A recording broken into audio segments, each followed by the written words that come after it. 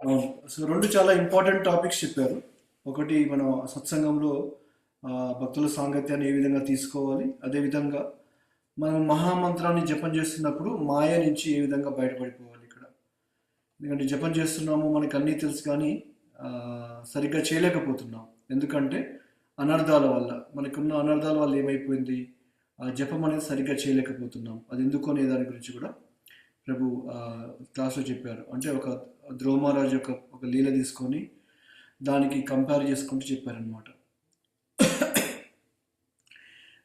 మనకందరికీ తెలిసిందే కదా ఈ కాళీయ లీల. ఆ, ఏ విధంగా ఆ కాళీయ అనే ఒక సర్పం ఆ యమునా నది మొత్తాన్ని విషపూరితం చేసేస్తుంది. విషపూరితం వల్ల ఏమైపోతుంది, అక్కడికి వచ్చిన ఆ ఆవుదూడలు కానీ లేకపోతే వాళ్ళ గోపపాలకులు కానీ వాళ్ళందరూ ఏం చేస్తారు, అది ఆ వాటర్లో వెళ్తారు. వెళ్ళినప్పుడు ఏమైపోతారంటే అవి తీసుకోవడం వల్ల మూర్ఛపడిపోతారు అనమాట. అప్పుడు కృష్ణుడు వచ్చేసి ఆ కాళీయ నృత్యం చేస్తారని చెప్పేసి మనం వింటాం ఇక్కడ మనం. సో ఏ విధంగా ఆ కాళీయ నృత్యం చేసేసి ఏ విధంగా ఆయన ఇవన్నీ కూడా ఇలా చేశాడు అని మనకందరికీ తెలుసు ఇక్కడ. ఇంకోటి ప్రభు ఒక మంచి విషయం చెప్పారు ఇక్కడ. మనం జపం చేస్తున్నప్పుడు ఏంటంటే ఈ మనకి మహామంత్రం యొక్క విలువ తెలుసు, అన్నీ తెలుసు, బట్ అయినా సరే జపం చేయలేకపోతున్నాం ఇక్కడ. కృష్ణుడు ఏ విధంగానైతే ఆ కాళీయ యొక్క హుడ్స్ అంటాం కదా సార్, వాటిపైన ఉండేసి నృత్యం చేసి ఏం చేస్తాడు, ఆ కాళీయలో ఉన్న పాయిజన్ విషయం ఏదైతే ఉంటుందో దాన్ని మొత్తం బయటకు తీసేశాడు అనమాట. అదేవిధంగా మనం కూడా ఎప్పుడైతే జపం చేస్తుంటామో ఆ జపం చేసేటప్పుడు మనం ఏం చేయాలి ఇక్కడ, ఆ భగవంతుని నామాన్ని మన నాలుక మీద ఉంచుకున్నాం అనుకోండి, మనం మాట్లాడే మాటలు కానీ లేకపోతే మనం చేసే అనర్థాలు కానీ ఇవన్నీ ఏమైపోతాయి, తగ్గిపోయే అవకాశం అనేది ఉంటుందన్నమాట. అందుకని మనం జపం చేసినప్పుడు ఏం చేయాలి, ఆ మహామంత్రాన్ని మన యొక్క మనసులో పెట్టుకోవాలి. ఇక్కడ భగవంతుణ్ణి మన యొక్క నాలుక పైన నృత్యం చేసే విధంగా చేయాలని చెప్పేసి ప్రభు ఒకటి క్లాస్లో కూడా చెప్పారనమాట. అది కొంచెం బాగా అనిపించింది. ఎందుకంటే నెక్స్ట్ టైం మీరు జపం చేస్తున్నప్పుడు మీరు ఆ మహామంత్రాన్ని, కృష్ణ అంటే ఎవరో కాదు ఇక్కడ, కృష్ణుని నామం ఉంది, రూపం ఉంది, లీలలు అన్నీ ఉన్నాయి ఇక్కడ. కాకపోతే కలియుగంలో మనకి చాలా అందుబాటులో ఉన్నది ఏంటిది, ఈ మహామంత్రం అనేది మనకి చాలా అందుబాటులో ఉంది ఇక్కడ మనకి. కాబట్టి మహామంత్రాన్ని మనం ఎప్పుడైతే మనం జపం చేస్తుంటామో అది సరైన పద్ధతిలో సరైన విధంగా మనం జపం చేసామనుకోండి, అప్పుడు ఏమైపోతుంది, ఆ మహామంత్రం ఇచ్చే ఫలితాన్ని కూడా మనం పొందగలుగుతాం ఇక్కడ. ఇప్పుడు చేయలేకపోతున్నాము, మహామంత్రాన్ని సరిగ్గా చేయలేకపోతున్నాం అర్థం ఏంటంటే మనలో ఉన్న అనార్థాలు ఏవైతే ఉన్నాయో, అంటే ఇప్పుడు వేరే భక్తులకు అనర్థాలు చేయడం కానీ, వాళ్ళని అనవసరంగా వేరే మాటలు ఏదైనా అనడం కానీ ఇది చేస్తుంటాం కదా, దానివల్ల ఏమైపోయింది, ఆ రుచిని మనము పొందలేకపోతున్నాం అనమాట. సో కాబట్టి ఈ విషయాన్ని గుర్తుపెట్టుకోవాలని చెప్పేసి కూడా ప్రభు క్లాస్లో చెప్పారు ఇక్కడ. చాలా బాగా చెప్పారు. అంటే ప్రభు ఒకటే రోజు ఉన్నారు ఇక్కడ, ఒక 1.5 డే అంతే. గురువారం మధ్యాహ్నం వచ్చారు, శనివారం ఉదయం వెళ్ళిపోయారు ఇక్కడ నుంచి. బట్ చాలా మంచిగా సత్సంగం మంచిగా అయిపోయింది ప్రభుతో.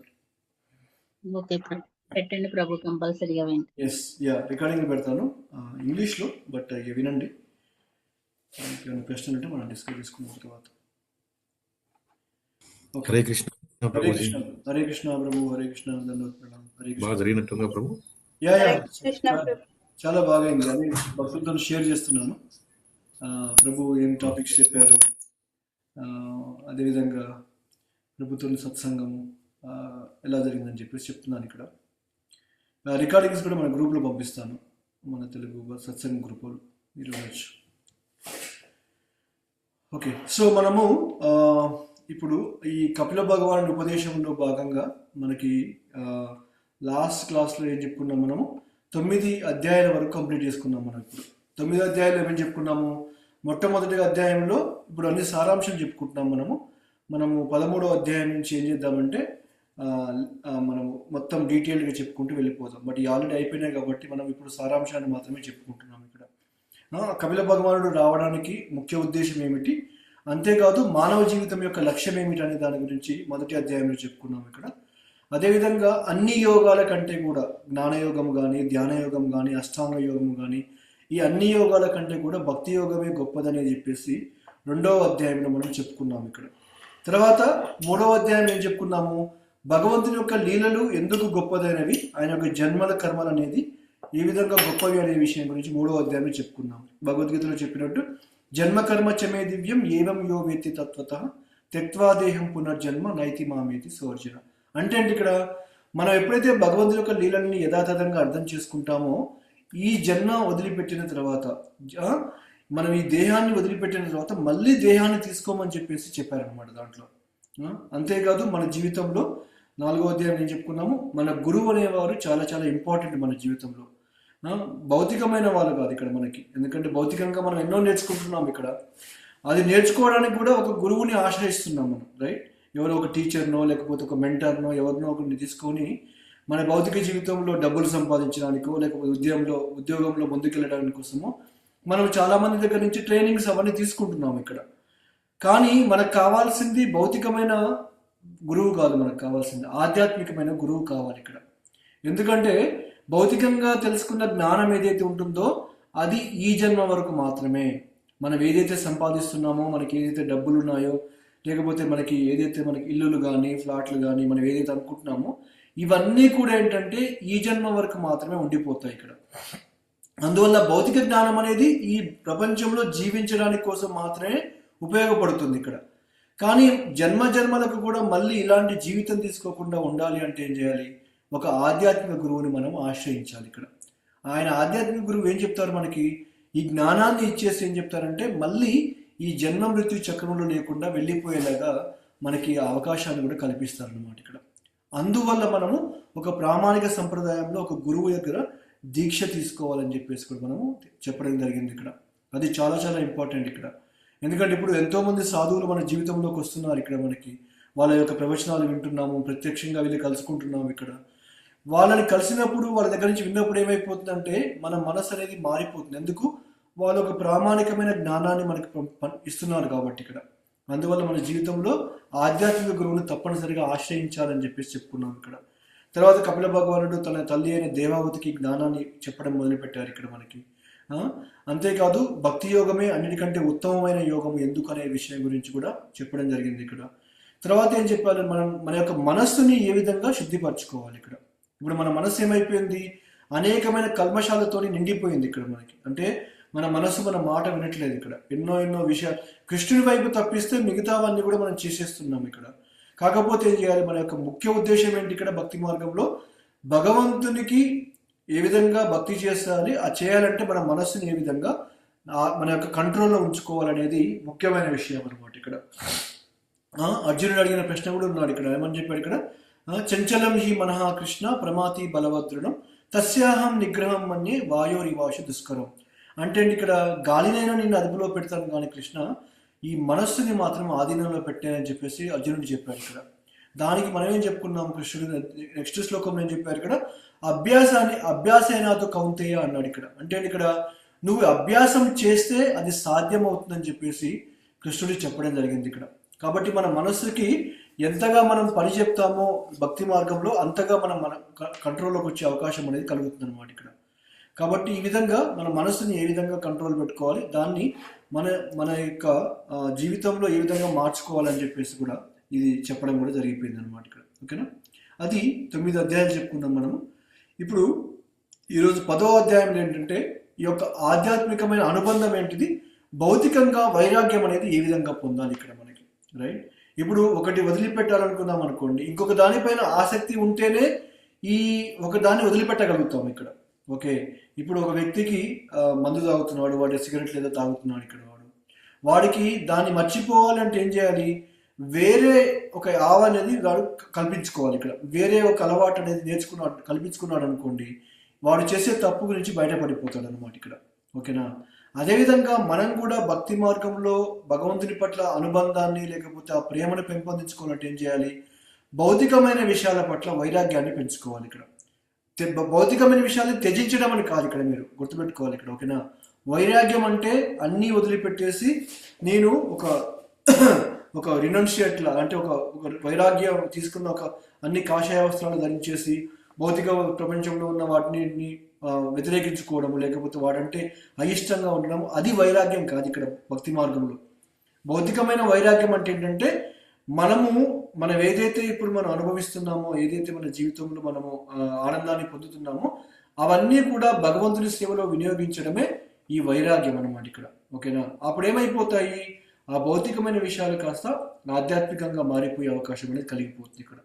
ఎప్పుడైతే ఆధ్యాత్మికంగా మారిపోతుందో భగవంతుని పట్ల మనకున్న ప్రేమ, ఆ అనుబంధం అనేది పెరిగిపోతుంది అనమాట ఇక్కడ.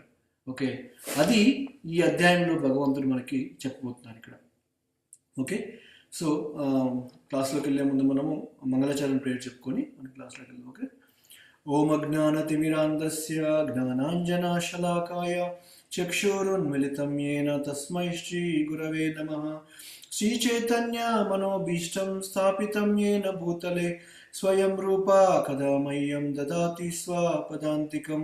వందేహం శ్రీగురో శ్రీయుతపదకమలం శ్రీగురున్ వైష్ణవాంశ శ్రీరూపాం సాగ్రజాతాం సహగణా రఘునాథాన్వితం తం సజీవం సాద్వైతం సావధూతం పరిజన సహితం కృష్ణ చైతన్య దేవం శ్రీరాధాకృష్ణ పాదాన్ సహగణా లలితా శ్రీ విశాఖాన్వితం హే కృష్ణ కరుణా సింధు దీనబంధో జగత్పతే గోపేశ గోపికా కాంత రాధాకాంత నమోస్తుతే.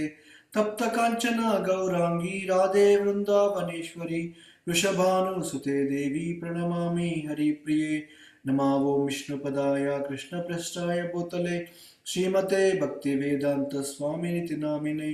నమస్తే సరస్వతి దేవే గౌరవాణి ప్రచారిణే నిర్విశేష శూన్యవాది పాశ్చాత్య దేశతారిణే.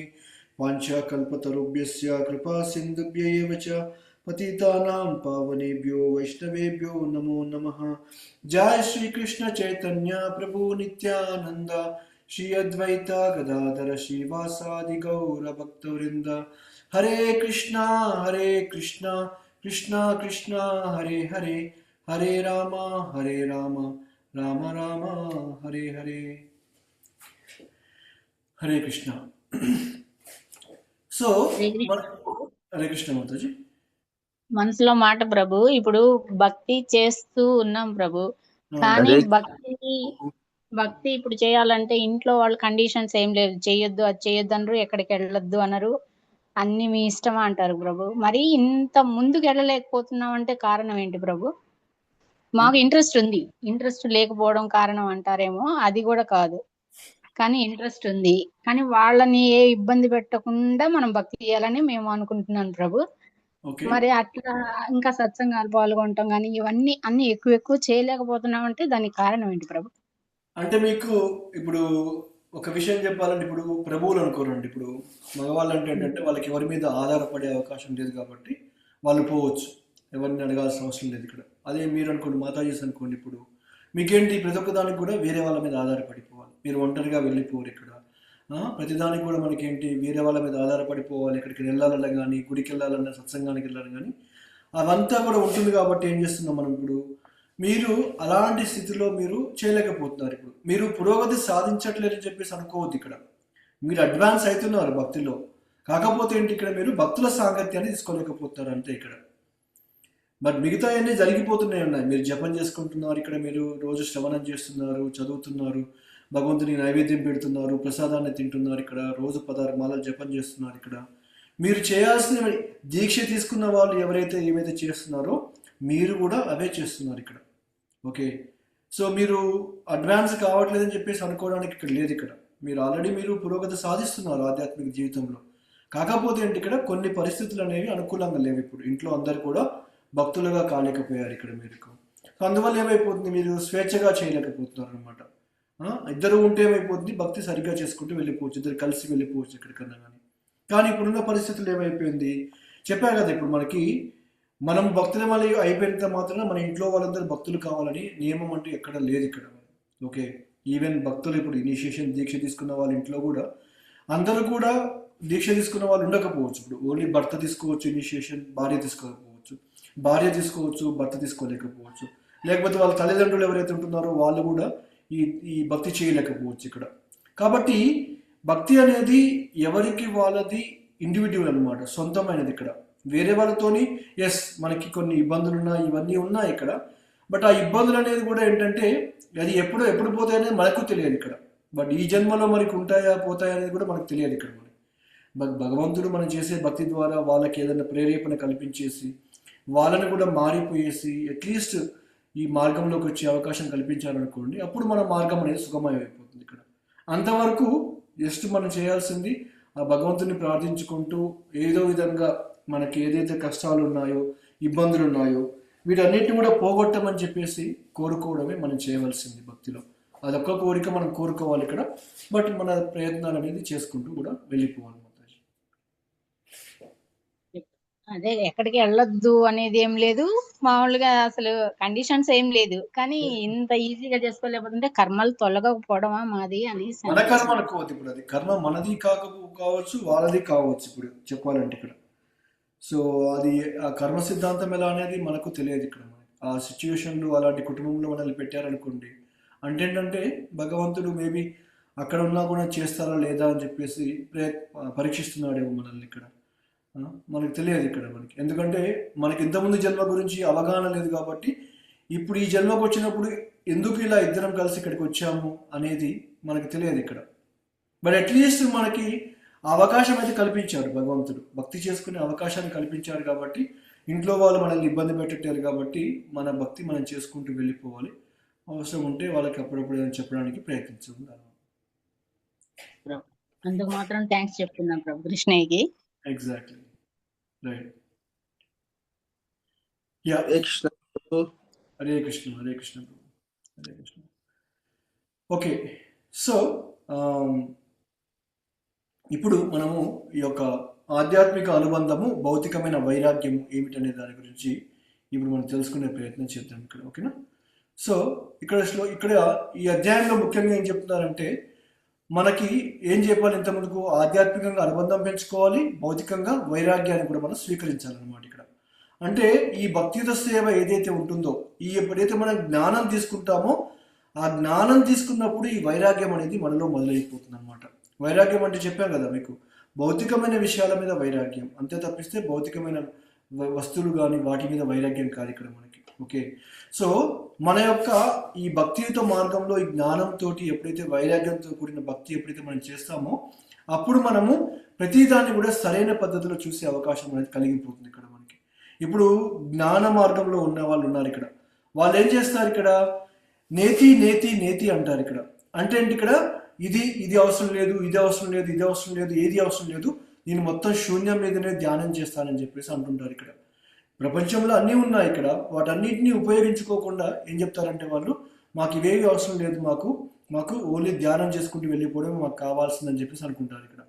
కానీ మన భక్తులమైన మనం ఏం చేస్తున్నాం ఇక్కడ, ఏదైతే వాళ్ళు కాదనుకున్నారో వద్దనుకున్నారో అవన్నీ కూడా మనం ఏం చేస్తున్నాము, భగవంతుని సేవలో వినియోగించుకుంటూ మనం ముందుకెళ్ళిపోతున్నాం అనమాట. అది భక్తి మార్గానికి జ్ఞాన మార్గానికి వ్యత్యాసము. మనకున్న ఇల్లు కానీ, మనకున్న వస్తువులు కానీ, మనకున్న ధనము కానీ ఏదైనా కావచ్చు, మీరు ఏదైనా తీసుకోండి ఇక్కడ, ప్రతిదీ కూడా మనము భగవంతుని సేవలో వినియోగిస్తున్నాము.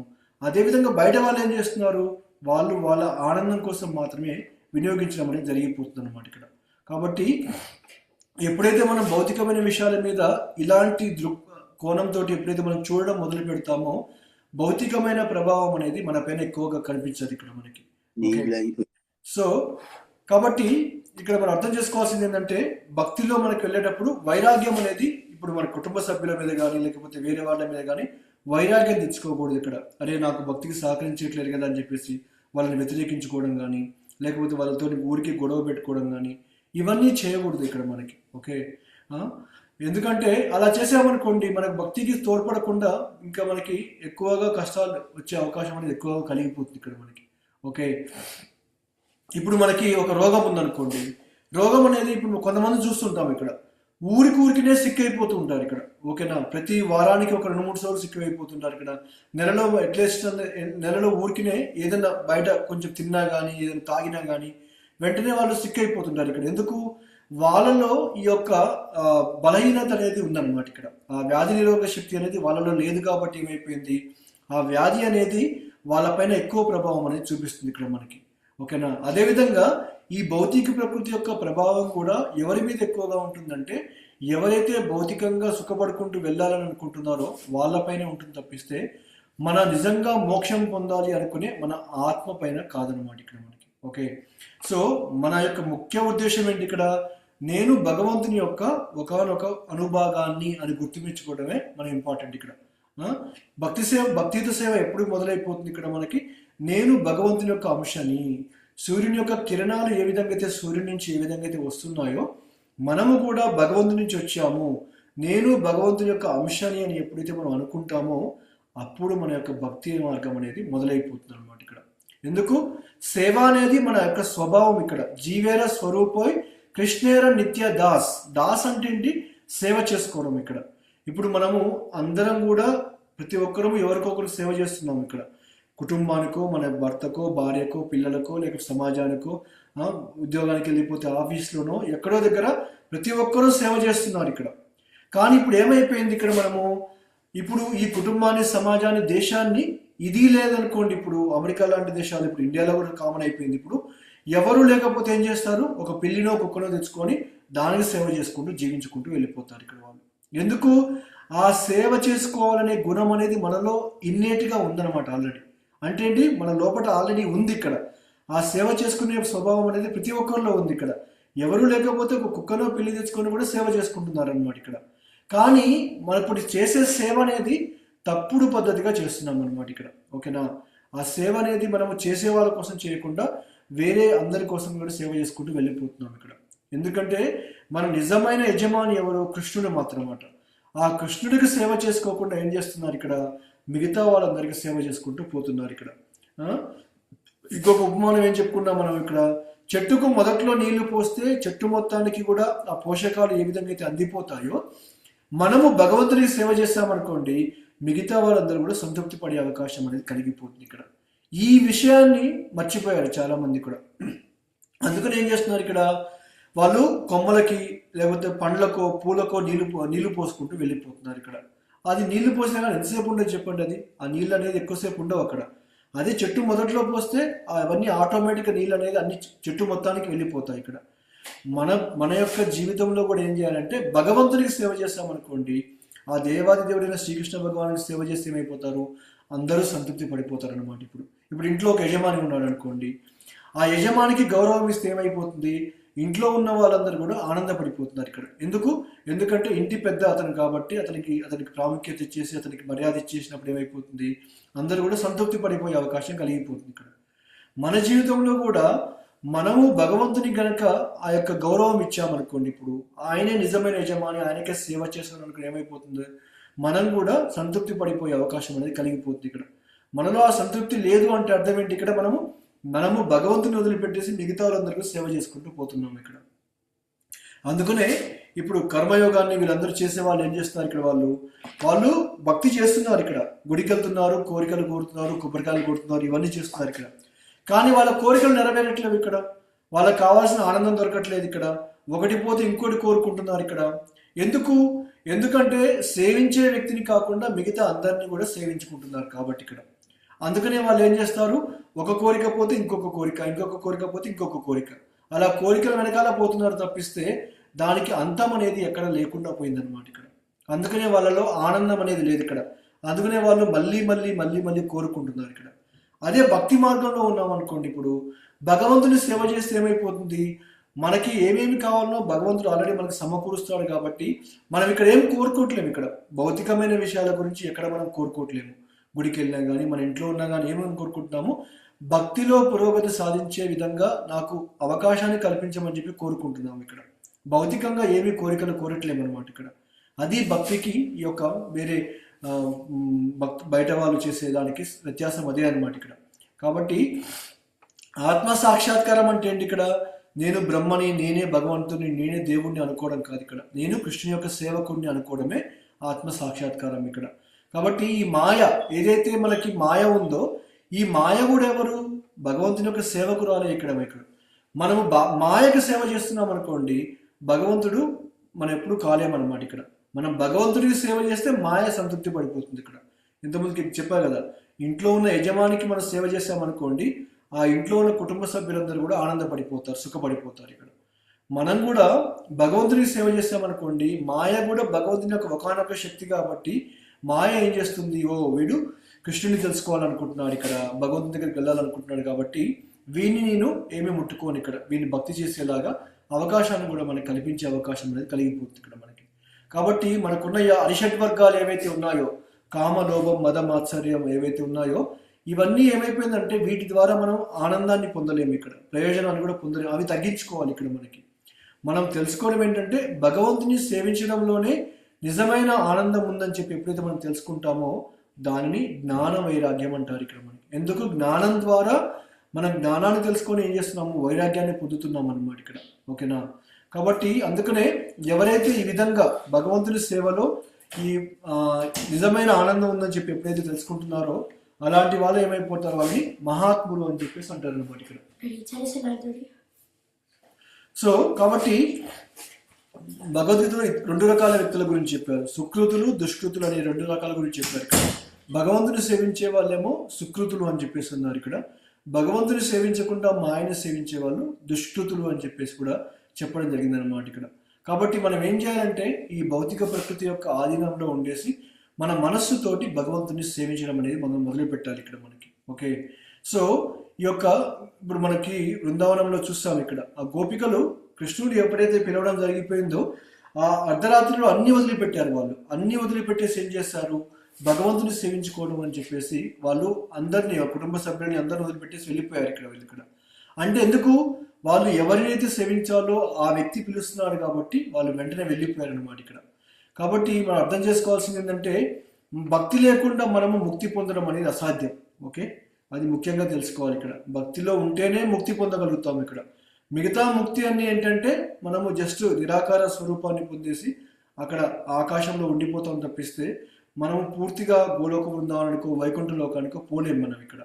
ఓన్లీ భక్తి ఉంటేనే అది ముక్తికి దారి తీస్తుంది, మనం భగవంతుని చేరుకునే అవకాశం కూడా మనకు కలిగిపోతుంది అనమాట ఇక్కడ మనకి. ఓకేనా? సో కాబట్టి ఇక్కడ ముఖ్యంగా ఏం చెప్తున్నారంటే ఈ అధ్యాయంలో భగవంతుని పట్ల భక్తి అనేది మనము పెంచుకోవాలి ఇక్కడ మనకి. పెంచుకోవాలంటే ఏం చేయాలి ఇక్కడ, మనము ఈ యొక్క వైరాగ్యం అనేది మన జీవితంలో తీసుకొని రావాలి ఇక్కడ మనకి. ఓకే, సో ఈ యొక్క భక్తియుత సేవలో ఎవరైతే నిమగ్నమైన వాళ్ళు ఎవరైతే ఉంటున్నారో వాళ్ళకి ఏమైపోతాయంటే ఈ జ్ఞానం, వైరాగ్యం అనేది ఆటోమేటిక్గా వచ్చేస్తాయి ఇక్కడ. మనం ప్రత్యేకంగా దానికోసం కృషి చేయాల్సిన అవసరం లేదు ఇక్కడ. ఏ విధంగానైతే ఒక ఒక ఒక వ్యక్తి మంచిగా చదువుకున్నాడు అనుకోండి, వాడు కష్టపడి చదివాడు, లేకపోతే రెయిన్బోలు కష్టపడ్డాడు, మంచి చదువుకున్నాడు అనుకోండి, వాడికి ఉద్యోగం అనేది ఆటోమేటిక్గా వస్తుంది. అది బై ప్రొడక్ట్ అనమాట అది. అంతే తప్పిస్తే నేను చదువుతున్నాను ఇక్కడ నాకు ఉద్యోగం వస్తుందా రాదా అని చెప్పి ఆలోచించాల్సిన అవసరం లేదనమాట ఇక్కడ. ఓకేనా? అదేవిధంగా మనం ఎప్పుడైతే మనం భక్తి చేసుకుంటూ మనం వెళ్ళిపోతుంటున్నామో, భక్తితో సేవలు ఎప్పుడైతే ఉండిపోతామో ఆ జ్ఞానము, వైరాగ్యం అనేది మనలో ఆటోమేటిక్గా వచ్చేస్తాయి ఇక్కడ మనకి. భౌతికమైన విషయాల మీద ఆసక్తి అనేది మెల్లమెల్లగా తగ్గిపోతూ ఉంటుందన్నమాట ఇక్కడ. ఓకే, సో అది చాలా చాలా ఇంపార్టెంట్ ఇక్కడ మనకి. ఓకే, సో అందుకనే భగవంతుడు ఏం చెప్పాడంటే ఈ అధ్యాయంలో ఆ యొక్క నిరాకార బ్రహ్మం పైన కానీ దీని మీద మీరు ధ్యానం చేయకండి. ఇక్కడ భగవంతుని యొక్క శాశ్వతమైన రూపాన్ని, మన మందిరంలో ఉన్న రూపాన్ని ప్రార్థించమని చెప్పేసి కూడా చెప్పడం కూడా జరిగిపోయింది అనమాట ఇక్కడ. ఓకే, కాబట్టి మనము ఓన్లీ ఆత్మని నేను అని గుర్తించుకోవడం మాత్రమే సరిపోదు ఇక్కడ. నేను దేహాన్ని కాదు ఆత్మని అని చెప్పేసి అనుకోవడం ఒకటే సరిపోదు ఇక్కడ మనకి. దానికి ఏం చేయాలి, మనము దానికి కావాల్సింది కూడా మనం ఇవ్వాలన్నమాట ఇక్కడ. ఇప్పుడు నేను నా కుటుంబ సభ్యులు, నా భార్యని, నా పిల్లల్ని బాగా ప్రేమిస్తాను, వాళ్ళ మీద ప్రేమ నాకు 100% ఉంది ఇక్కడ, కానీ వాళ్ళ కోసం ఏమీ చేయను అని చెప్పేసి అన్నాం అనుకోండి, అది ఎంతవరకు సమంజసం ఇక్కడ? అది ఎవరికైనా చెప్పినా కానీ అది మంచిది కాదు ఇక్కడ కదా. ఆ ప్రేమని మనం చూపెట్టాలి ఇక్కడ మనకి, రైట్? భక్తి కూడా అలాంటిదే ఇక్కడ మనకి. ఎస్, నేను దేహాన్ని కాదు ఆత్మని అని చెప్పి తెలుసుకుంటాము, నేను భగవంతుని సేవిస్తానని చెప్పేసి అనుకుంటా. బట్ ఏ విధంగా సేవిస్తున్నావు భగవంతునికి, భగవంతుడు చెప్పిన మాటలు ఎంతవరకు నువ్వు వింటున్నావు అనేది కూడా మనము గమనించాలి ఇక్కడ మనకి. లేకపోతే ఆ భక్తి అనేది మనలో రాదన్నమాట ఇక్కడ మనకి. ఓకే, సో అందుకని బ్రహ్మ సంహితలో భగవంతుడు ఏం చెప్పాడు ఇక్కడ మనకి, భగవంతుడు ప్రతి ఒక్క విశ్వంలోకి ప్రవేశించేసి దాంట్లోని ఒక పరమాణువులోకి కూడా ప్రవేశించాడు అనమాట ఇక్కడ. అంటే ఇక్కడ భగవంతుడు అన్ని చోట్ల ఉన్నాడు ఇక్కడ. ఈ ప్రపంచంలో మనం ఏది కూడా వదిలిపెట్టేసి ఎటు పోలేము ఇక్కడ. కాబట్టి ఈ భౌతిక ప్రపంచంలో ఉంటూ మనం ఏం చేయాలి, ఈ భక్తి చేసుకుంటూ కూడా ముందుకు వెళ్ళాలని చెప్పేసి కూడా చెప్పడం జరిగిపోయింది అనమాట ఇక్కడ. ఓకేనా? సో ఈ భక్తి మార్గాన్ని ఈ అర్థం చేసుకోకుండా చాలా మంది ఏమైపోయారంటే చాలా కన్ఫ్యూజన్కి వెళ్ళిపోయారు అనమాట. భక్తి అంటే ఏమైపోయింది వాళ్ళకి, ఇది భక్తి అంటే అన్ని వదిలిపెట్టేసేయాలి, పూర్తి వైరాగ్యాన్ని తీసుకోవాలి, ఇక్కడ అన్ని మానేసేయాలి అనే ఒక భావన సమాజంలో ఉండిపోయింది అనమాట. అందువల్ల చాలామంది ఈ కృష్ణ చైతన్యంలోకి రాలేకపోతున్నారు ఇక్కడ. కాకపోతే వాళ్ళకి అర్థం కాంటి ఏంటంటే, ఇప్పుడు భక్తులు ఎవరైతే ఉన్నారో వాళ్ళు ఉద్యోగాలు చేసుకుంటున్నారు, కుటుంబాన్ని పోషిస్తున్నారు, అందరిలాగా ఆనందిస్తున్నారు, అన్నీ చేస్తున్నారు ఇక్కడ. కానీ ఎలా? భగవంతుడితో తోడుగా చేస్తున్నారు అనమాట. ఏది చేసినా కానీ భగవంతుని యొక్క సేవలో చేసుకుంటూ వెళ్ళిపోతున్నారు కాబట్టి వాళ్ళు ఈ ఆనందాన్ని పొందడం కూడా మనకు జరిగిపోయింది అనమాట ఇక్కడ. ఓకే, కాబట్టి ఎవరైతే నేనే భగవంతుని అని చెప్పి ఎవరైతే మనకి చెప్పారో, మనం ఏం చెప్పారు ఇక్కడ, మనకి భగవంతుని యొక్క లక్షణాలు కూడా కొన్ని ఉన్నాయి ఇక్కడ. అవన్నీ వాళ్ళలో ఉన్నాయా లేదా అని చెప్పి మనం గమనించాలి ఇక్కడ మనకి. ఓకే, సో మనము భగవంతునితోని గుణంలో ఒకటే మనం ఇక్కడ. భగవంతునిలో ఉన్న గుణాలన్నీ మనలో ఉన్నాయి ఇక్కడ. కానీ భగవంతుడు అనేవాడు అపరిమిత అనంతుడు అనమాట, అన్ని చోట్ల వ్యాపించి ఉన్నాడు ఇక్కడ. మనం ఏంటంటే ఒకే ప్రదేశంలో ఒక దగ్గర మాత్రమే ఉండిపోవడం జరిగింది ఇక్కడ. ఇది భగవంతునికి మనకు మధ్య వ్యత్యాసం ఇక్కడ. అందుకని ఎవరు కూడా భగవంతుడు అనేవాడు కాలేడు ఇక్కడ మనకి. మానవ జీవితం అనేది ఏంటంటే ఈ పరబ్రహ్మం ఏదైతే ఉంటుందో, భగవంతుడు ఏదైతే ఉంటుందో దాని గురించి మనం తెలుసుకోవాలి ఇక్కడ. అది తెలుసుకోవడమే కాదు, దానితో సంబంధాన్ని గురించి కూడా మనము అర్థం చేసుకోవాలి ఇక్కడ. చెప్పా కదా మనము, మనకి ఇంట్లో మనకు భార్య పిల్లలు ఉంటే సరిపోదు ఇక్కడ. వాళ్ళకి ఏ విధంగా, వాళ్ళకి అలవాట్లు ఏంటి, వాళ్ళకి ఏమి ఇష్టాలు ఏంటి, ఏ విధంగా వాళ్ళకి సేవ చేసుకోవాలి, వాళ్ళని ఏ విధంగా ఇవన్నీ వాళ్ళకి ఇవ్వాలి అని చెప్పేసి మనం ఏ విధంగా అయితే చేస్తామో, భక్తి జీవితంలో కూడా ఏంటంటే ఓకే భగవంతుడు ఉన్నాడు, గుడికి వెళ్తున్నాను, అన్ని చేస్తున్నాను ఇక్కడ. కాకపోతే ఇంతవరకైనా ఇంకేదన్నా ఉందా, భగవంతుడికి ఏం కోరుకుంటున్నాడు మన దగ్గర నుంచి ఇక్కడ. భగవంతుడు ఏం చెప్పాడు భగవద్గీతలో, మన్మనాభవ మద్భక్తో మధ్యాజీమాం నమస్కురు మామే వైశ్యని సత్యంతే ప్రతిజానే ప్రియోస్మి అని చెప్పేసి అన్నారు ఇక్కడ. అంటే ఇక్కడ భగవంతుడు మన్మన, నా గురించి మననం చేయమని చెప్పేశాడు. మద్భక్త అంటే ఏంటి, నాకు భక్తుడిగా మారిపోమని చెప్పాడు ఇక్కడ. లేకపోతే మాం నమస్కురు అంటే ఏంటి, ఇక్కడ భగవంతుడికి నమస్కారం చేయమని చెప్పాడు. మధ్యాజీ అంటే ఏంటి, ఇక్కడ ఆయనకి పూజ కూడా చేయమని చెప్పాడు అనమాట. కాబట్టి భగవంతుడు ఏదైతే చెప్పాడో మనం అది చేయాలన్నమాట ఇక్కడ. అంతే తప్పిస్తే జస్ట్ ఒక ఐడియా తీసుకుంటే సరిపోదు ఇక్కడ. మనం దాన్ని మన జీవితంలో ఆచరించి కూడా మనం చూపెట్టాలి ఇక్కడ మనకి. ఎంతమందికి చెప్పా కదా, ఇంకేంటి ఇక్కడ మనకి. ఇప్పుడు మనం ఒక వంట చేసుకున్నాం అనుకోండి, మనము అన్నీ మనం ముందు ప్లేట్లో ఉన్నాయిపోయాయి. ఓకేనా, ఒక 10-15 ఐటమ్స్ మన ప్లేట్లో పెట్టారు ముందు. అది చూస్తే మనకి ఆకలి అనేది తీరిపోదు ఇక్కడ, రైట్? అన్నీ కనబడుతున్నాయి ఇక్కడ, మన కళ్ళు చూస్తున్నాయి ఇక్కడ మనకి. కానీ ఆహారం అనేది మన నోట్లోంచి కడుపులోకి పంపిస్తేనే మనం దాని అనుభూతి అనేది పొందగలుగుతాం ఇక్కడ. భక్తి కూడా అలాంటిదే ఇక్కడ మనకి. భక్తి ఉంది అని చెప్పి తెలుసుకోవడం వరకు మాత్రమే ఆగిపోద్ది ఇక్కడ. మనం ఒక అడుగు ముందుకెళ్ళేసి భక్తి ఏమిటో ఆ అనుభూతిని కూడా మనము మన జీవితంలో ఆస్వాదించాలి ఇక్కడ మనకి. ఆ ఆస్వాదన ఎలా వస్తుంది? శ్రవణం ద్వారా. మొట్టమొదటి ప్రక్రియ శ్రవణం చేయాలి ఇక్కడ. ఎంతగా మనం వింటామో ఈ జ్ఞానం గురించి, అంతగా మన జీవితంలో మార్పు అనేది మొదలైపోతుంది ఇక్కడ. ఆ శ్రవణం ద్వారా ఎన్నో విషయాలని మనం తెలుసుకుంటున్నాం ఇక్కడ. ఆ తెలుసుకున్న విషయాలు ఏం చేస్తాం మన జీవితంలో ఆచరించి, అంటే ఏంటి, ఈ జపం ద్వారానో లేకపోతే నియమాలు పాటించడం ద్వారానో, భగవంతునికి నైవేద్యం పెట్టుకుంటూ సేవ చేయడం ద్వారానో ఏమైపోతుంది, అవన్నీ కూడా ప్రత్యక్షంగా చేస్తున్నాం ఇక్కడ. మనం కూడా అనుభూతిని అనేది పొందుతున్నాం అన్నమాట ఇక్కడ. అందుకనే ఈ గురువు అనే వ్యక్తి మనకి చాలా ఇంపార్టెంట్. ఆధ్యాత్మికంగా జ్ఞానాన్ని తీసుకోవాలంటే మనం సొంతంగా ఎప్పుడూ మనం తెలుసుకోలేము ఇక్కడ. ఓకే, భక్తి అంటే ఏంటి, ఒక వ్యక్తి దగ్గర నుంచి మనం తెలుసుకోవాల్సిందే భక్తి ఇక్కడ మనకి. అందుకనే ఇప్పుడు మనం చూసామనుకోండి, సమాజంలో ఎంతో మంది, లక్షల కోట్ల మంది గుడికి వెళ్తున్నారు ఇక్కడ. ఎంతమంది కృష్ణ చైతన్యవంతులుగా మారిపోతున్నారు ఇక్కడ. ఎంతమంది భగవంతుడు అంటే భక్తిని వాళ్ళు చూపిస్తున్నారు ఇక్కడ. ఎందుకంటే వాళ్ళకి అవగాహన లేదు. ఒక వ్యక్తి దగ్గర నుంచి జ్ఞానాన్ని వినాలి అనే ఒక ఆలోచన అనేది వాళ్ళలో లేదనమాట ఇక్కడ. ఆ జ్ఞానం లేదు కాబట్టే వాళ్ళు భక్తిని సరిగ్గా చేయలేకపోతున్నారు ఇక్కడ. ఓకే, సో ఎన్నో సంవత్సరాల నుంచి భక్తి చేసుకుంటూ వెళ్ళిపోవచ్చు. గుడికి వెళ్తున్నారు, కొబ్బరికాయలు కొడుతున్నారు, అన్నీ చేసుకుంటూ వెళ్ళిపోతున్నారు ఇక్కడ. బట్ అదేనా భక్తి అనేది మనం ఒకసారి ఆలోచించుకోవాలి ఇక్కడ. దానికంటే ఇంకా చాలా ఉంది అనే విషయాన్ని ఒక గురువుని ఆశ్రయించినప్పుడు మాత్రం మనకి అర్థమైపోతుంది ఇక్కడ మనకి. ఆ గురువు అనే వ్యక్తి ఏంటి ఇక్కడ మనకి, మనం చీకట్లో ఉన్నాం, అజ్ఞానము అనే చీకట్లో ఉండిపోయాం ఇక్కడ మనం. గురువు ఏం చేస్తాడు ఇక్కడ, ఈ జ్ఞానం అనే ఒక వెలుతుర్ని మన జీవితంలో తీసుకొచ్చేసి మనల్ని భగవంతుని వైపు నడిపిస్తుంటాడు అనమాట. మన చీకట్లో మనం నడిచామనుకోండి, ఎటు పోతున్నామో మనకు తెలియదు ఇక్కడ. ఏదో తగులుతుంది, కింద పడిపోతుంటాము, లేకపోతే మనకి ఇబ్బంది కలిగే అవకాశం కలిగిపోతుంది ఇక్కడ. అదే వెలుతురు ఉందనుకోండి, మనకి ఎలాంటి ఇబ్బంది ఉండదు, మంచిగా నడుచుకుంటూ వెళ్ళిపోవచ్చు ఇక్కడ. మనకి అన్ని క్లియర్గా కనపడిపోతాయి ఇక్కడ మనకి. మన భౌతిక జీవితం కూడా ఇప్పుడు అలానే ఉండిపోయింది అనమాట. ఇప్పుడు ఏమైపోయింది, మనము అజ్ఞానంలో ఉండిపోయాము ఇక్కడ. ఎలాంటి అజ్ఞానము? ఈ జ్ఞానం ఏదైతే ఉంటుందో ఆ జ్ఞానం లేదు ఇక్కడ మనకి. ఆ జ్ఞానం అనేది గురువు ద్వారా మనం స్వీకరించాలి ఇక్కడ మనకి. అందుకని జ్ఞానదీపేన భాస్వత అని చెప్పేసి భగవంతుడు చెప్పాడు ఇక్కడ. మనకి భగవంతుడు మన హృదయం నుంచి ఆ జ్ఞానాన్ని ఇస్తున్నాడు అనమాట ఇక్కడ మనకి. ఓకే, మనం ఎప్పుడైతే భక్తి చేయాలని చెప్పి అనుకుంటున్నామో, లేకపోతే ఆధ్యాత్మికంగా పురోగతి సాధించాలని చెప్పి ఎప్పుడైతే మనం అనుకుంటున్నామో, మన కృష్ణుడు మనకి ఏం చేస్తాడంటే మన హృదయంలో నుంచే ఆ జ్ఞానాన్ని బయటికి చూపిస్తాడు అనమాట ఇక్కడ. ఆ జ్ఞానాన్ని కూడా మనకి కల్పిస్తాడు భగవంతుడు ఇక్కడ. ఏ విధంగా? ఒక గురువుని పంపించో, లేకపోతే ఎవరన్నా ప్రవచనాలు మనం వినడం ద్వారానో, ఈ విధంగా మనం తెలుసుకోవడం అనేది మనకు అర్థమైపోతుంది అనమాట ఇక్కడ. కాబట్టి మనం ఉన్న ఇప్పుడు ఏదైతే భౌతికమైన అనుబంధం ఏదైతే ఉంటుందో దాన్ని ఏం చేయాలి? మనము ఆధ్యాత్మికంగా మార్చాలి ఇక్కడ. అంతే, మనం ఏమి చేయాల్సిన అవసరం లేదు ఇక్కడ. మన జీవితం అనేది ఏదైతే ఇప్పుడు చేస్తున్నామో అవన్నీ కూడా అలానే సాగిపోతూ ఉంటాయి ఇక్కడ. ఏది మార్చాల్సిన అవసరం లేదు ఇక్కడ. మన ఆశ్రమాన్ని మార్చాల్సిన అవసరం లేదు ఇక్కడ. మన కుటుంబాన్ని మార్చాల్సిన అవసరం లేదు. మనం ఎక్కడికి వెళ్ళి భక్తి చేయాల్సిన అవసరం లేదు ఇక్కడ. మనం ఏదైతే ఇప్పుడు చేస్తున్నామో అవన్నీ చేసుకుంటూ మనం ఏం చేయాలి? మన భౌతికమైన అనుబంధాన్ని, భౌతికమైన సుఖాలు ఇష్టాలు ఏవైతే ఉన్నాయో వాటన్నిటిని ఏం చేయాలి? భగవంతుని వైపు మనం మరల్చాలన్నమాట. ఎప్పుడైతే అలా చేస్తామో ఈ మోక్షం అనేది మనకి మొదలైపోతుంది ఇక్కడ. ఓకే, ఈ ముక్తి మార్గం వైపు మనం వెళ్ళే అవకాశం కూడా కలిగిపోతుంది ఇక్కడ మనకి. చాలా మంది ఇక్కడ ఏం చేస్తుంటారు? ఇక్కడ ఈ భౌతిక వస్తువులపైన అనుబంధం ఏదైతే ఉంటుందో అది ఆత్మకి అతిపెద్ద బంధనం అని చెప్పేసి ప్రతి ఒక్కరూ అర్థం చేసుకుంటారు ఇక్కడ. కానీ అదే దాన్ని గనక ఎప్పుడైతే మనము భక్తులతోని మనము సహా చేసామనుకోండి, అప్పుడు ముక్తి మార్గం అనేది మనకి ఈజీ అయిపోతుంది అనమాట ఇక్కడ.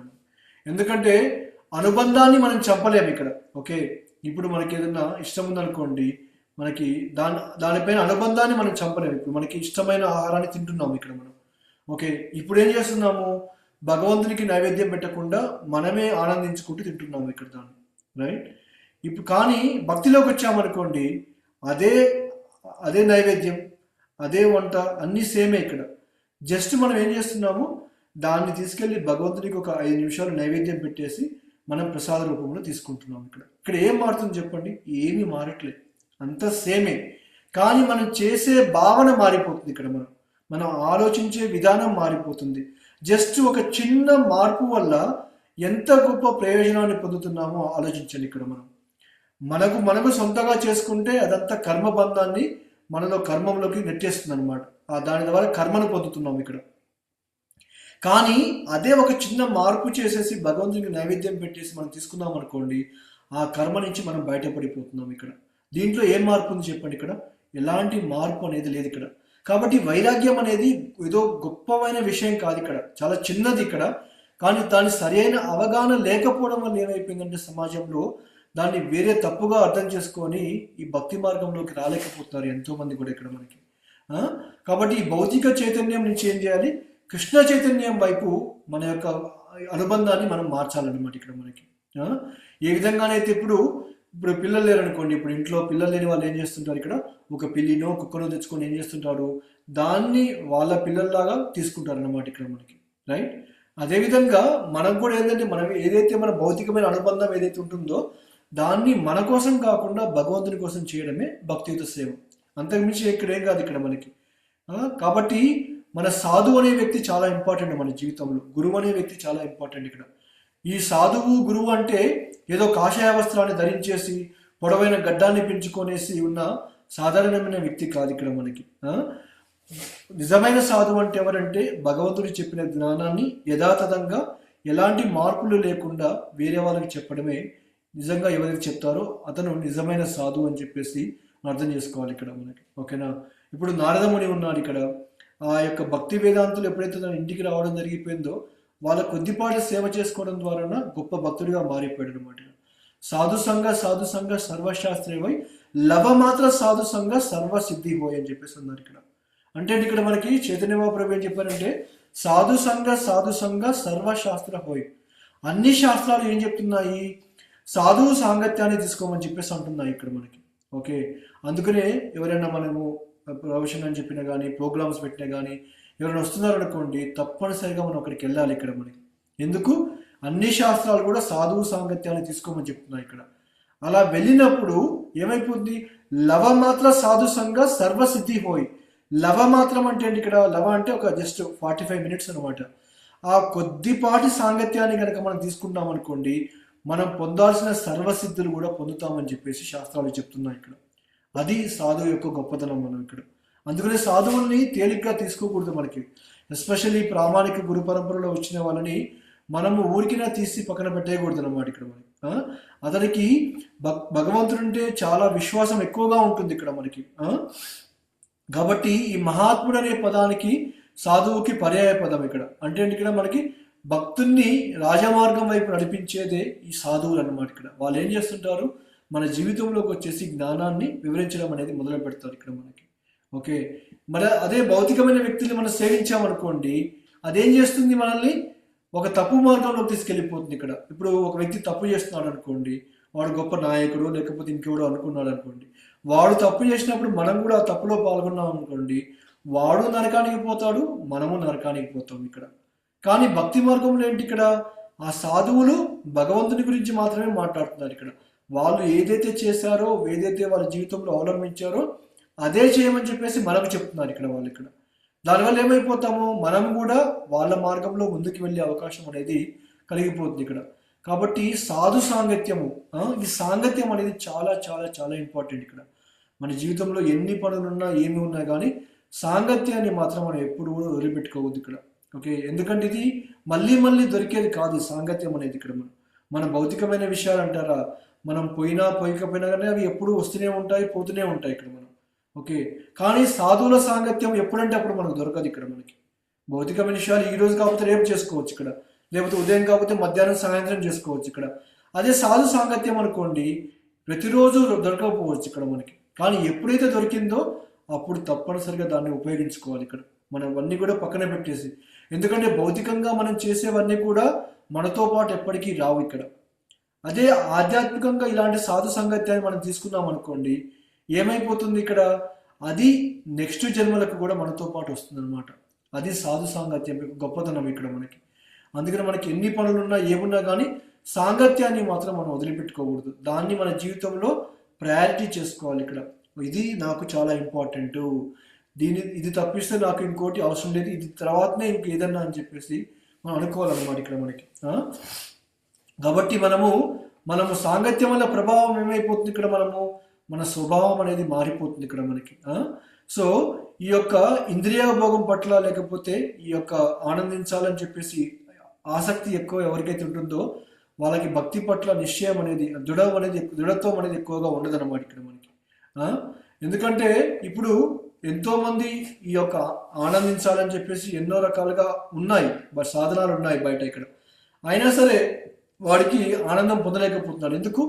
దాని ద్వారా వచ్చే ఆనందం అనేది తాత్కాలికమైనది, ఎప్పటికీ శాశ్వతంగా ఉండట్లేదు కాబట్టి ఇక్కడ మనకి. ఓకే, కాబట్టి మనం అర్థం చేసుకోవాల్సింది ఏంటంటే, మనము ఈ మరణం అనేది సహజంగా వచ్చేది కాదు ఇక్కడ మనకి. భగవద్గీతలో ఏం చెప్పారు ఇక్కడ మనకి, మరణం అనేది ప్రకృతి ఏం చేస్తుంది, మనకి కృత్రిమంగా మన పైన విధించబడింది అన్నమాట ఇక్కడ. కాకపోతే మనం ఏం చేయాలి ఇక్కడ, ఈ భౌతికమైన విషయాల పట్ల వైరాగ్యాన్ని తీసుకొని ఆధ్యాత్మికంగా ముందుకెళ్ళిపోయామనుకోండి, మనం మానవ జీవితాన్ని, పరిపూర్ణత్వాన్ని కూడా మనం పొందే అవకాశం కలిగిపోతుంది ఇక్కడ మనకి. సో అందుకనే ఈ యొక్క భగవంతుని యొక్క ఆశ్రయాన్ని పొందాలి ఇక్కడ, సాధువుల యొక్క సాంగత్యంలోకి రావాలి ఇక్కడ మనకి. అప్పుడు ఏం చేస్తారు ఇక్కడ మనకి, ఈ జ్ఞానాన్ని తెలుసుకుంటాము. అప్పుడు ఏమైపోతుంది, మనం ఇంకా ఇంకా ముందుకు వెళ్ళే అవకాశం అనేది కలిగిపోతుంది అన్నమాట ఇక్కడ మనకి. సో అందుకనే హిరణ్యకశిపుడు కూడా ప్రహ్లాద మహారాజుని చెప్పడానికి వచ్చాడు ఇక్కడ. వచ్చినప్పుడు ఏం చెప్పాడు ఇక్కడ, ఎందుకు చేస్తున్నావు ఇవన్నీ అంటే, జీవితం అనేది మోక్షం పొందడం కోసం మాత్రం తప్పిస్తే ఇలా ఇష్టం వచ్చినట్టు ఆనందించుకుంటూ పోవడానికి కోసం కాదు అని చెప్పడం జరిగింది ఇక్కడ మనకి. అందుకనే భగవంతుడు ఏం చెప్పాడు ఇక్కడ, మీరు భౌతికంగా మీరు ఎంతైనా సంపాదించండి, ఎంత స్థితికన్నా వెళ్ళండి, మీరు ఎన్నైనా కూడబెట్టుకోండి ఇక్కడ. అందుకని చాలా మంది ఏమంటారంటే, నాకు ఇప్పుడు జీవితం మంచిగానే ఉంది కదా, కష్టాలు ఏం లేవు కదా, అంత సమయంగా సాగిపోతుంది కదా, నేను ఎందుకు భక్తి మార్గం తీసుకోవాలి ఇక్కడ, ఈ మార్గాన్ని ఎందుకు సీరియస్గా తీసుకోవాలని చెప్పేసి చాలామంది ప్రశ్నిస్తూ ఉంటారు ఇక్కడ. ఎస్, భగవంతుడు ఏం చెప్పాడు భగవద్గీతలో, మీకు అన్ని సక్రమంగా ఉండిపోవచ్చు ఇక్కడ, కానీ మరణం అనే ఒక దాని ద్వారా ఏం చేస్తాను ఇక్కడ, నేను వచ్చేసి మీకున్నవన్నీ కూడా హరించుకుపోతానని చెప్పేసి ఉన్నారు ఇక్కడ మనకి భగవంతుడు. అందుకని భగవంతుని ఒకనొక పేరు హరి అన్నమాట. ఇక్కడ ఈ యొక్క మరణం కూడా ఎవరు?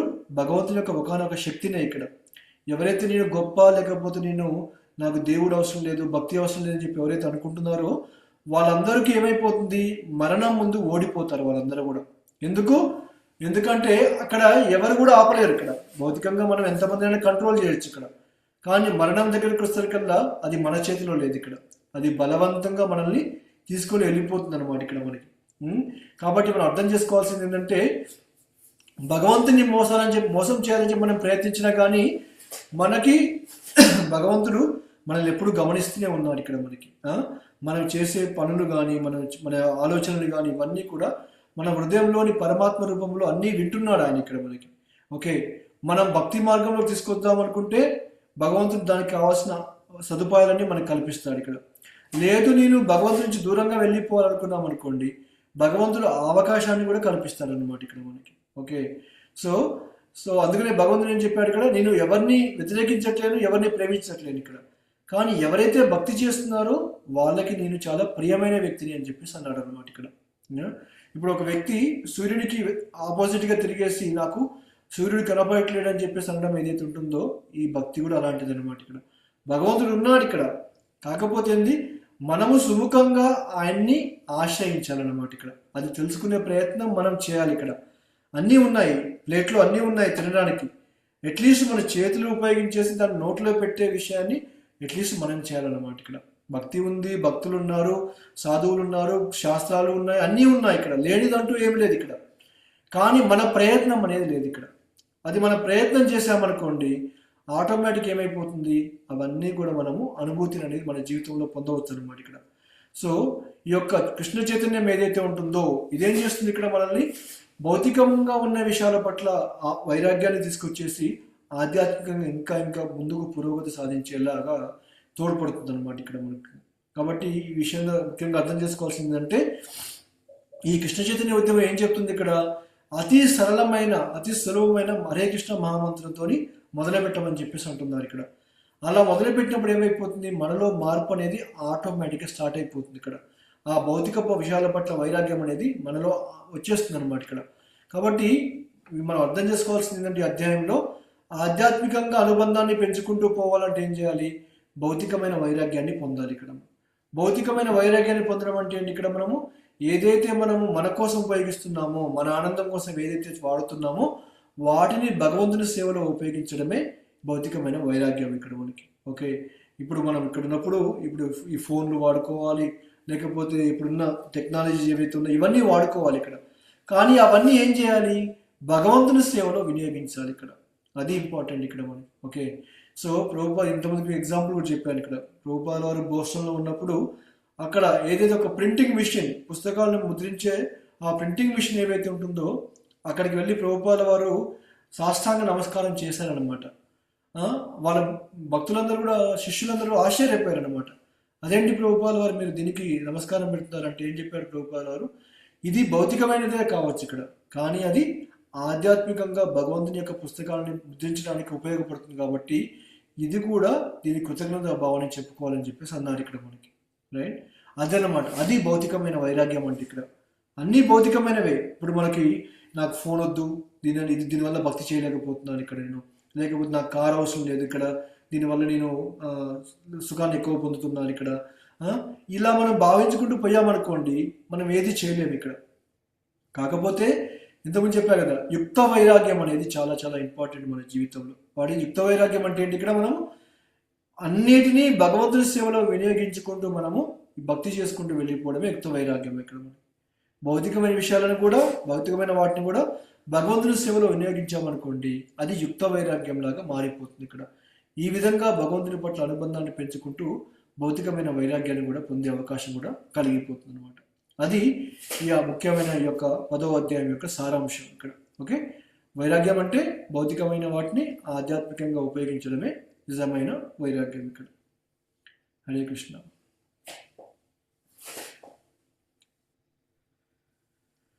అర్థమైందా? Any questions?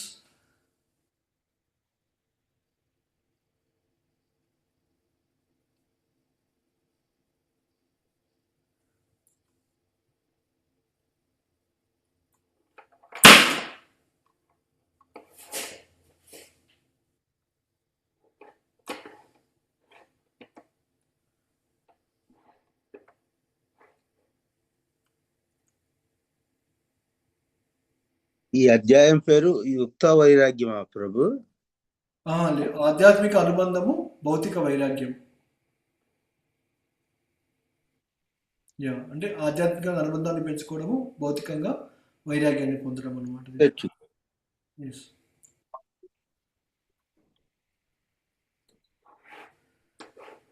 అదే వైరాగ్యం అంటే ఇంతకుముందు చెప్పినట్టుగానే ప్రభు, మనం వదిలేయడం అనేది కాదు. డబ్బు కూడా అవసరం లేదు, మనకు డబ్బు వద్దని అనుకున్నాం. డబ్బు అనేది ఉండాలి, కాకపోతే దాన్ని ఆధ్యాత్మికంగా వాడండి అని చెప్తున్నారు.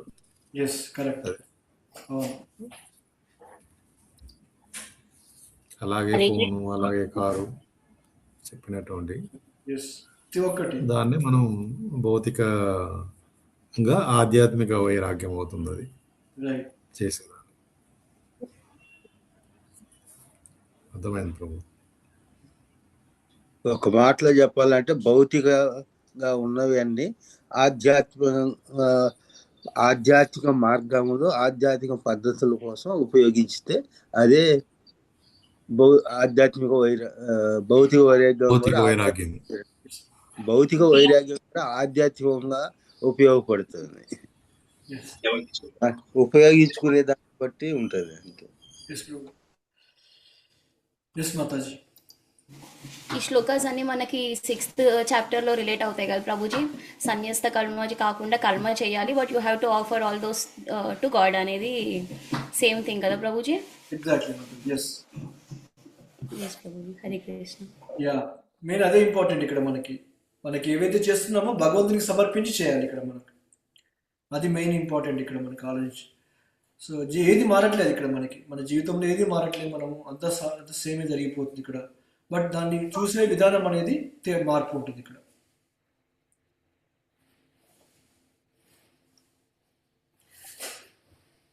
కర్మలు చేయగాని కర్మ ఫలితాన్ని ఆశించకు. రైట్. అర్జునుడు చెప్పినటువంటిది కృష్ణ భగవానుడు. నిష్కామ కర్మం అనేది చేయాలి మనం ఇక్కడ. నిష్కామ అంటే ఎలాంటి కామ లేని, అంటే కోరిక లేకుండా చేసే నిష్కామ కర్మలు అంటారు ఇక్కడ. మనం దానివల్ల మనం కూడా ఆ కర్మ ఫలితాన్ని పొందట్లేదు ఇక్కడ. లేదనుకోండి ఆ కర్మ ఫలితాన్ని పొందాల్సిందే భౌతికంగా చేసేవంతా కూడా. ఇప్పుడు భక్తి ద్వారా చేసేదంతా అదే ఇక్కడ. వెళ్తున్నాము, కోరుకుంటున్నాము, ఆనందిస్తున్నాము, భగవంతునికి మాత్రం ఇవ్వట్లేదు ఇక్కడ.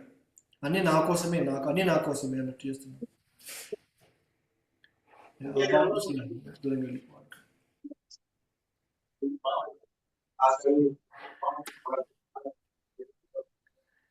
హరే కృష్ణ ప్రభు. ఇప్పుడు గౌరంగ దర్శన్ ప్రభు చెప్పారన్నారు ప్రభు, ఈ భక్తి ఇది జపం చేయడం అనేది దాని గురించి కొంచెం చెప్పరా ప్రభు? ఇంగ్లీష్ లో ఉందన్నారు కదా, అందరికి అర్థమయ్యేది తెలుగులో కొంచెం. అంటే ప్రభు యాక్చువల్గా ఒక స్టోరీ చెప్పారనమాట ఇక్కడ మనకి. ఏంటంటే ఈ యొక్క ధ్రువ మహారాజ్ గురించి చెప్తూ, మామూలుగా ధ్రువ మహారాజ్ ఏంటి అక్కడ ఆయన విష్ణుమూర్తిని ప్రత్యక్షం చేసుకున్నాడు ఇక్కడ మనకి.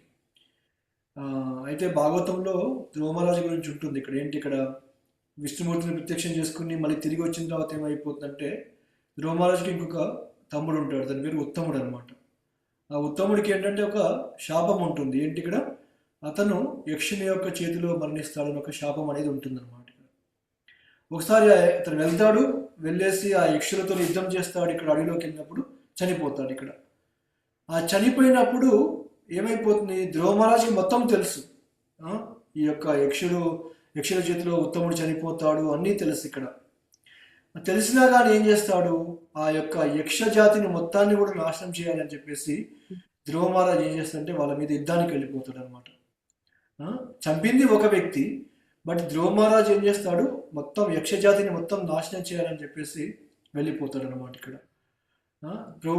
ప్రభు ఏం చెప్పారంటే, మనకు భక్తి మార్గంలో కూడా మనకి భగవంతుని గురించి తెలుసు, జపం చేయాలని చెప్పి తెలుసు, ముక్తి పొందాలని చెప్పి తెలుసు, మనకు అన్నీ తెలుసు. మనకి ఇక్కడ అన్నీ తెలిసినా కానీ ఏం చేస్తున్నాము, భక్తిని మాత్రం సరిగ్గా చేయలేకపోతున్నాము. ఎందుకంటే మనలో ఉన్న అనర్థాలు ఏవైతే ఉన్నాయో ఒక్కోసారి ఏమైపోతుంది, అవన్నీ కప్పివేయబడుతున్నాయి అన్నమాట. భగవంతుని మీద ఫోకస్ చేయకుండా ఏం చేస్తున్నాము, మిగతా వాటిపైన చేస్తున్నాము. ఇక్కడ ధ్రువుడు అదే చేశాడు. ఇక్కడ విష్ణుమూర్తి ప్రత్యక్షమైనా కానీ తను చేయాల్సింది చేయకుండా ఏం చేస్తున్నాడు, మిగతాది అంటే ఆ జాతిని మొత్తం నాశనం చేయాలని చెప్పేసి ప్రయత్నించాడు ఇక్కడ. సో అప్పుడు భాగవతంలో ఒక వివరణ కూడా ఉంటుంది అనమాట. ఏ విధంగా అల్కాపురికి వెళ్ళిపోయేసి అక్కడ యక్షులు ఉండే ప్రదేశాన్ని అల్కాపురి అంటారు అనమాట. అక్కడికి వెళ్ళేసేసి లోపలికి వెళ్ళి ఎలా ఉందో చూద్దాము, అవన్నీ చూద్దాము అని చెప్పేసి అక్కడి దగ్గరికి వెళ్ళిపోతాడు. ఇక్కడ దానికి ప్రభు ఏం చెప్పారంటే, మీరు మనం భక్తిలో కూడా ఒక స్థితికి వెళ్ళిపోయినాక ఏమైపోతాము, సెటిల్ అయిపోతాం అనమాట. అంటే భక్తి మనకి స్టార్టింగ్లో మనం భక్తి చేసినప్పుడు చాలా ఎంతూజియాసంగా చేస్తాం. మనం ఇక్కడ ఏదో ఇంట్రెస్ట్ తోటి భక్తి చేయాలి, భగవంతుని పొందాలి, లేకపోతే అనే భావనతో ఉంటుంది. ఇక్కడ భక్తిలో కొంచెం పురోగతి సాధించేసి కొంచెం ముందుకు పోయినాక ఏమైపోతుంది, మనం కూడా ఆ అలసట అనేది మనలో కూడా వచ్చేస్తుంది. ఇక్కడ మనకి అంటే ఇక్కడ మనం కూడా కొంచెం నెమ్మది పడిపోతాం అనమాట. చేద్దాంలే, అప్పుడే తొందర వచ్చింది, ఇక్కడ ఇంకా ముందు ఇంకా చాలా ఉంది కదా సమయం ఇక్కడ అనే ఒక భావనకు వస్తాం. ఇక్కడ అంటే మీరందరూ ఇప్పుడు కాంగ్రిగేషన్లో లేరు కాబట్టి, అంటే ఒక టెంపుల్తోనో దేనితోని కనెక్ట్ కాలేదు కాబట్టి మీకు అది తెలియదు. ఒక కాంగ్రిగేషన్లో ఒక కమ్యూనిటీలో ఉన్నామనుకోండి, అప్పుడు ఏమైపోతుందంటే ఆ సేవలు చేసేటప్పుడు కానీ మనకి ఏదైనా అవకాశం రాలేదనుకోండి, భక్తులను నిందించడం కానీ ఇవన్నీ చేస్తుంటాం అనమాట ఇక్కడ మనం. రైట్? ఎందుకు మనకు వచ్చిన ముఖ్యమైన ఉద్దేశం ఏంటి, భగవంతుని సేవ చేసుకొని ముక్తి పొందేసి మనం వెళ్ళిపోవాలనేది మనం ఇచ్చిన ముఖ్య ఉద్దేశం. అవన్నీ పక్కన పెట్టేసి ఎప్పుడైతే మనం సీనియర్స్ అయిపోతామో అప్పుడు ప్రభు ఏం చెప్పారంటే, ఆటోమేటిక్గా మనలో గర్వం అనేది స్టార్ట్ అయిపోతుంది.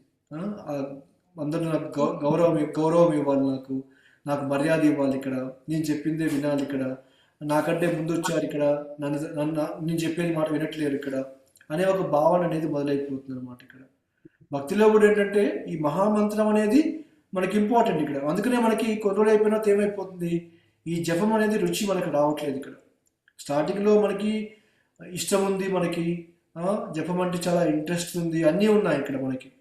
కొన్ని సంవత్సరాల పైన ఏమైపోతుంది, ఇక్కడ రోజు చేసే జపమే కదా, ఏం చేద్దాంలే అనే ఒక భావనలోకి వెళ్ళిపోతారు అనమాట. వెళ్ళిపోయేసి ఏం చేస్తారు, ఆ జపాన్ అనేది కృష్ణుడు అందుబాటులో ఉన్నాడు ఇక్కడ, కానీ కృష్ణుని యొక్క నామాన్ని మాత్రము ఉచ్చరించలేకపోతున్నాం ఇక్కడ మనం సరిగ్గా. ఎందుకు, మనలో అనర్థాలు పెరిగిపోతున్నాయి ఇక్కడ మనలో ఒక స్టెబిలిటీ అనేది వచ్చింది, అంటే ఒక స్తబ్దత అనేది మనకు మొదలైంది అనమాట ఇక్కడ. సో దీనికి అంతా కూడా ప్రభు ఏం చెప్పారంటే, కంపారిజన్ చేసుకుంటూ మనం ఏ విధంగా ఈ యొక్క భగవంతుని యొక్క నామాన్ని ఏ విధంగా తీసుకోవాలి మన జీవితంలో, అది స్టార్టింగ్ కావచ్చు, ఎప్పుడైనా కావచ్చు. మనకు ముఖ్య ఉద్దేశం మహామంత్రాన్ని మనం మర్చిపోకూడదు ఇక్కడ. దాన్ని ఇంకా శ్రద్ధగా చేసుకుంటూ మనలో ఉన్న అనర్థాలు ఇంకా తగ్గించుకుంటూ వెళ్ళిపోతే అప్పుడు ఈ యొక్క మహామంత్రం యొక్క గొప్పతనం కూడా మనకు అర్థమైపోతుంది అనమాట. అది just brief over view, but క్లాస్లో ప్రభు చాలా చెప్పారు దీని గురించి.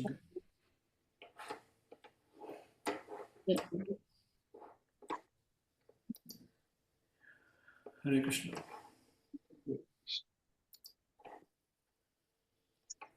ఓకే, సో ఇది 11వ అధ్యాయం. రేపు మనము ఈ 11వ అధ్యాయం ఏం చేద్దామంటే, ఈ యొక్క సాధువు యొక్క లక్షణాలు ఏంటో తెలుసుకుందాం మనం ఇక్కడ.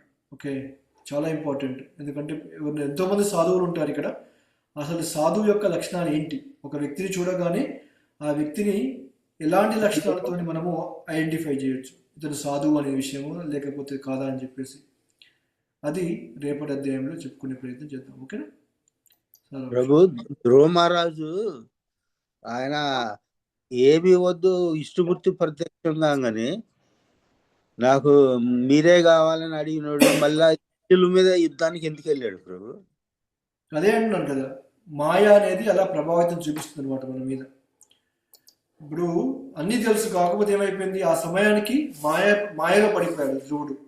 మాయలో పడిపోయేసి తనకు దొరికిన విష్ణుమూర్తి యొక్క సాంగత్యాన్ని మర్చిపోయాడు అనమాట.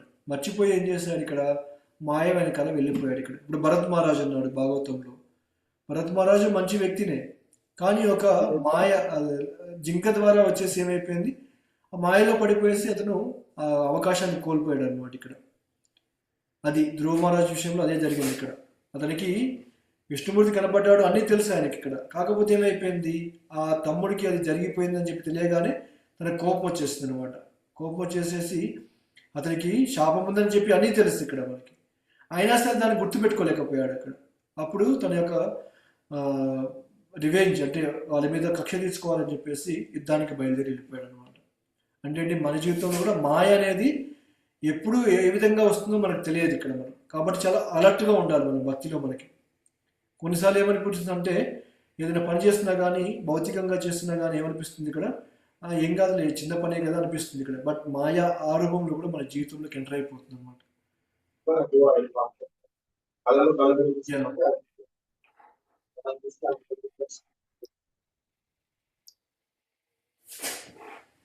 హరే కృష్ణ.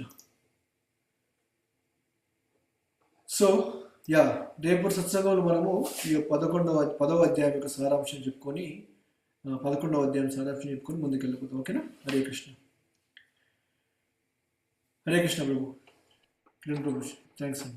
చెప్పండి. మీరు ర్యాప్ అప్ చేసే టైంకి నేను క్వశ్చన్ అడుగుతున్నాను. లేదు, చెప్పండి ప్రభుజీ. చెప్పండి. సో ధ్రువ మహారాజు ఎప్పుడైతే విష్ణుమూర్తి ప్రత్యక్షమై ఏమి వరం కావాలని కోరుకోమంటే, నాకు ఏమొద్దు మీ ఏమంటారు ఫస్ట్ 5 year old ఇప్పుడు కోరుకుంటాడు కదా. అవునవును. సో అప్పుడు మరి వాళ్ళ తమ్ముడికి ఆర్ బ్రదర్కి ఉన్న శాపాన్ని విమోచన చేయమని ఎందుకు కోరుకోలేదు అంటే, అంత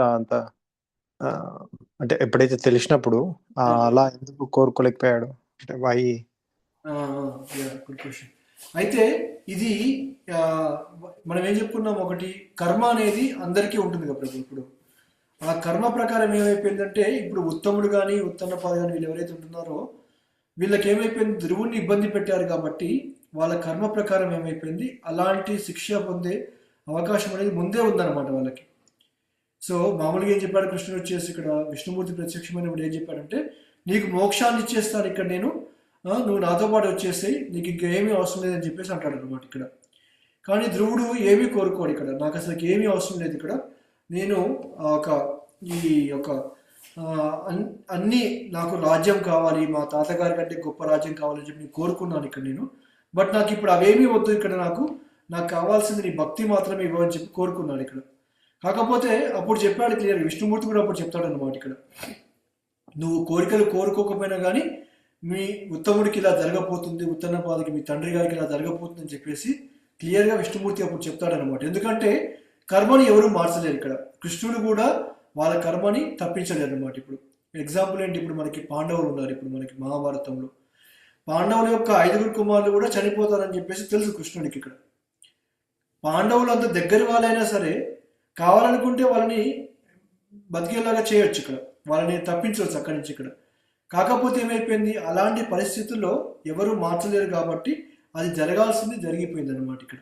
ఎగ్జాక్ట్లీ ఇప్పుడు మనకి భాగవతంలో వచ్చే స్టోరీలు ఏంటంటే ప్రభు, మన జీవితంలో ఇలాంటి అంటే ఘటన ఏదైనా జరిగినప్పుడు, ఏదైనా ఇన్సిడెంట్ మనకి ఇలాంటి జరిగినప్పుడు మనం ఏ విధంగా రియాక్ట్ కావాలని చెప్పి చూపెట్టడం కోసం భగవంతుడు ఏం చేస్తాడంటే ఇలాంటి ఇలాంటి లీలలన్నీ చేశాడనమాట ఇక్కడ. మనకి ధ్రువుడి విషయంలో చేసిన అదే అనమాట. ఇప్పుడు మనకి భక్తి మార్గంలో మనకి అన్నీ తెలిసిన తర్వాత కూడా మనకి కొన్నిసార్లు ఏమైపోతామంటే సరిగ్గా చేయలేకపోతాం అనమాట. ఎందుకు, మనలో ఉన్న అనర్థాలు కానీ మాయకి లొంగిపోవడం వల్ల ఏమైపోతాము, మనం కూడా పక్క మార్గంలోకి వెళ్ళిపోతాము. బట్ అట్లీస్ట్ ఇప్పుడు ధ్రువుడి ఎగ్జాంపుల్ ద్వారా మనం ఏం తెలుసుకోవచ్చు, ఇప్పుడు మనము ధ్రువుడు ఇలా చేశాడు, మనము చెయ్యకూడదు అని చెప్పి చెప్పడం కోసము ఈ భాగవతంలో భక్తులు ఇలా చేయడం జరిగింది అనమాట ఇక్కడ. అందువల్ల ఉత్తముడి నుంచి కోరుకోలేదు ఇక్కడ, ఎందుకంటే అది ఆల్రెడీ ప్రీడిస్టిన్డ్, అది జరగవలసింది కాబట్టి జరగాలి, అది మార్చలేదు అనమాట ఇక్కడ భగవంతుడు. ఇక్కడ ఎందుకు ధ్రువునికి ఆ విధంగా కూడా మనకి ఇంకో ఎగ్జాంపుల్ చూపిస్తున్నాడు అనమాట ఇక్కడ. నువ్వు నా ద్వారా నన్ను కలిసినా కానీ, నువ్వు భక్తుడిగా మారిపోయినా కానీ నువ్వు కూడా మాయలో పడిపోతావు అని చెప్పడం కోసము ఈ ఎగ్జాంపుల్ అనమాట మనకి. ఓకే ఓకే ఓకే ప్రభు, థాంక్యూ. ఎటు తీసుకెళ్తుందో అర్థం కాదు ప్రభు. మనం భక్తి చేసుకుంటున్నామని, అందుకనే ఒక్కొక్కసారి మనం నేను జపం చేసేటప్పుడు ప్రభు చేస్తూనే ఉంటాము. ఒక్కోసారి దాని మన నిద్ర వస్తుంది. ఒక మాల చేసేటానికి ఒక్కొక్కసారి 15 నిమిషాలు 20 నిమిషాలు బట్టి, ఎందుకంటే మధ్యలో తెలియకుండా నిద్రపోతాం. అరే ఇట్లా అయిపోయిందా అనుకుంటాం. తర్వాత ఎంత మాయ అనమాట. ఇప్పుడు భగవంతుడు ఈ యొక్క భక్తుల జీవితం ద్వారా మనకు నేర్పిస్తున్నాడు అనమాట. మన జీవితంలో అలాంటి సంఘటన వచ్చినప్పుడు మనం ఈ విధంగా మారిపోవాలి ఇక్కడ అనే దాని గురించి ఇక్కడ. అప్పుడు నిద్రపోయే సడన్ గా ఎప్పుడన్నా నిద్ర వచ్చింది అనుకో ప్రభు, ఇక అప్పుడు గట్టిగా అరవటం చేస్తే ఇక అప్పుడు కొంచెం వదిలేస్తుంది మాయ. సరే చెప్పు అన్నట్టుగా. Yes, yes. Hare Krishna. Thank you Prabhu. Prabhu okay, so మళ్ళీ మనం రేపు హరే కృష్ణ ప్రభు. హరే కృష్ణ మాత. హరే కృష్ణ కృష్ణ కృష్ణ హరే హరే, హరే రామ్ రామ్ రామ్ హరే హరే. శీల ప్రభుపాద కీ జై, అనంత కోటి వైష్ణవ బృంద కీ జై. ఓం తత్సత్. హరే కృష్ణ. సర్వం శ్రీకృష్ణ పరబ్రహ్మ శ్రీ శరణాల విందాలకు అర్పణం.